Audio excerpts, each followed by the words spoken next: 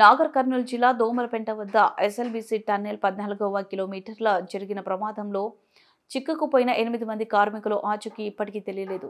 ఈ విషాద ఘటనకు సంబంధించి సహాయక చర్యలు కొనసాగుతున్న నేపథ్యంలో ముఖ్యమంత్రి రేవంత్ రెడ్డి నేడు ప్రమాద స్థలాన్ని సందర్శించారు. టన్నెల్లోకి వెళ్లి సహాయక చర్యలు ఎలా కొనసాగుతున్నాయో స్వయంగా పరిశీలించారు.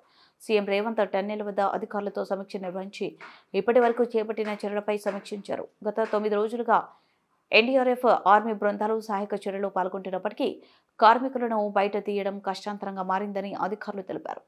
సీఎం రేవంత్ రెడ్డి మంత్రి ఉత్తమ్ కుమార్ రెడ్డి సహాయక చర్యలను వేగవంతం చేయాలని ఆదేశించారు.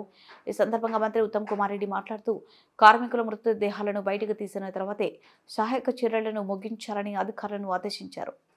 కేంద్ర ప్రభుత్వ రంగ సంస్థలతో పాటు ప్రైవేట్ ఏజెన్సీస్ కూడా ఈ సమస్యను పరిష్కరించడానికి సంపూర్ణంగా ఈరోజు ప్రభుత్వానికి ఈ సమస్యను పరిష్కరించడానికి అండగా నిలబడ్డాయి.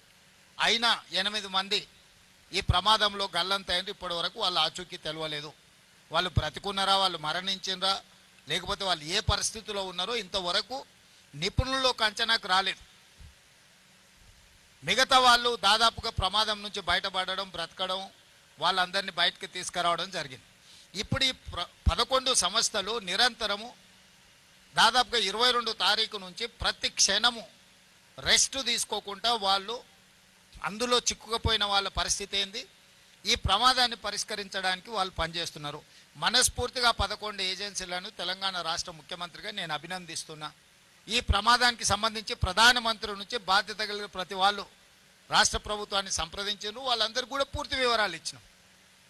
సో ఇప్పటికీ ఈరోజు నిపుణులతోని మేము చర్చించి సమీక్షలో తేలింది ఏంటంటే ఇంకా 2-3 రోజులు ఈ సమస్య కొలిక్కి రావడానికి పడుతుంది.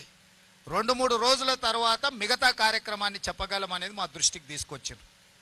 ఈరోజు ఒక పక్కన మట్టి, ఇంకొక పక్కన నీళ్లు, దాదాపుగా 13.5 కిలోమీటర్ల లోపల పనిచేయడం వల్ల ఆ కన్వేయర్ బెల్ట్ కూడా పాడవడం వల్ల వాళ్ళు అక్కడ తీసిన మట్టి కానీ లేకపోతే ఇతర వాటిని బయటికి పంపించడానికి వెసులుబాటు లేకుండా పోయింది. రేపటిలోగా ఆ కన్వేయర్ బెల్ట్ రిపేర్ చేసి అందులో వెళ్తున్న మట్టిని కానీ వీటన్నిటిని కన్వేయర్ బెల్ట్ ద్వారా బయటకు పంపించగలిగితే కొంత పనులలో వేగం వస్తుంది.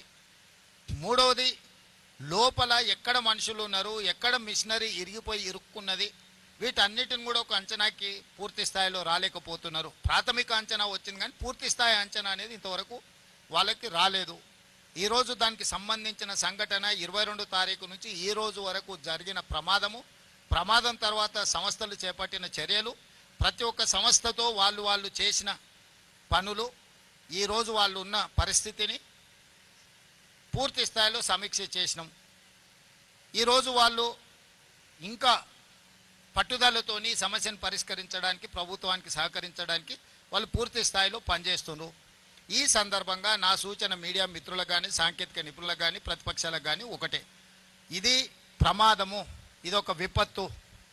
ఇప్పుడు మన అందరం కూడా ఒక తాటి మీద నిలబడి ఈ సమస్యను పరిష్కరించాలి.